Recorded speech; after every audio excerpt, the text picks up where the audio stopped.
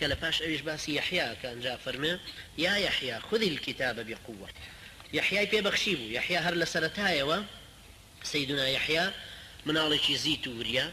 مناڵێکی عالم کە خوای پەروەردگار فێری کردووە يعني خوای گەورە چۆن بۆ سيدنا إبراهيم فەرمووی ولقد آتينا إبراهيم رشدا چۆن بۆ محەممەد فەرمێ أدبني ربي چۆن بۆ سيدنا موسى فەرمێ واصطنعتك لنفسي بۆ ئەم سيدنا يحياش هەر لە مناڵیە و پەروەردەی کردووە بۆی کە ئەیکاتە پێغەمبەرێک زەکەریاش پێغەمبەرە کوڕەکەشی دیسان کە یحیایە پێغەمبەرە کە لە مەسیحەکان پێڵێن یۆحەنای معمەدان مشهورة لتشيروك وأدبياتي أواني شاباسة كريت شنك سيدنا يحيى أم بيغمبر عزيزة شونك وجدي دوائي أفرتي كي داوين بيس عليه شو كابا كوري مليكك بيلي عليه مقابلي أو يكشوت بيكم سري يحيى مبينا أنجا كابرا أمريكا ورونو حضرت يحيى كوجن سيدنا يحيى سري دينا بقوا أفرت داوين بيسي بني إسرائيل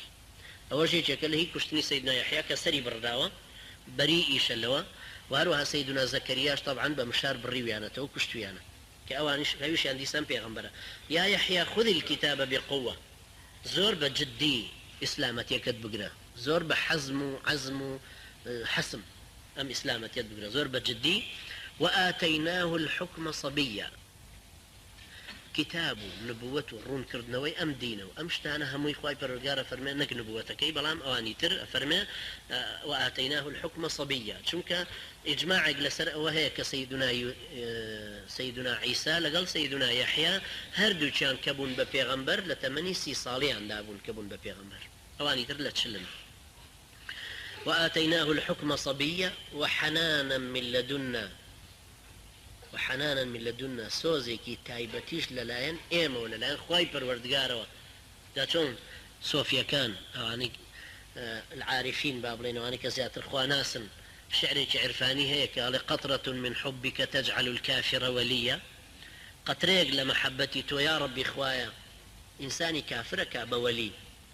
بويا خواي قورك افرمي بو موسى والقيت عليك محبة مني ولتصنع على عيني من يك محبة بيداوي أو محبتك بريتية لخوشويستي بريتية للسوز بريتية لشتيكي شفافي خوش أو محبة فرعون بها مجبروتي خويا ونيتو يعني درقتي أو محبة به محبة سوز وشفقت لشوي شقداري وعنترياتي فرعون لشوي لبرو ليرشا وحنانا من لدنا وزكاة وكان تقيا زكاة دو معناي هي كما معناي تطهير نفس إنسان باكردنوي نفسي خوي لشبهات وشهوات لا أرزو برستي ولو قمانا نشكبو إنسان درست بن خو باراسن لو جورشتانو باك بنو يكي كترشان بمعنى الزكاة كأويج لي كم ورجيلا والزكاة يعني باردان حصيتي دياري كرا ولا زكاتك أيدا بو أوي باركي تري بي بالفتبك أو بي باكاتو وبرا بوالديه زور ريكو بيكي شلقل دايكو باوشيان زور بأمك لقريانا ولم يكن جبارا عصيا تندو تيجو يا أخي سربيش نبوة